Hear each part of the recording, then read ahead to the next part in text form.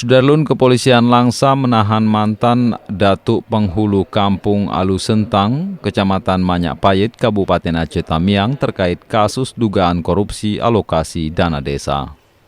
Tersangka berinisial N ini diduga melakukan korupsi pada tahun anggaran 2016 dengan kerugian negara diperkirakan 378 juta rupiah lebih.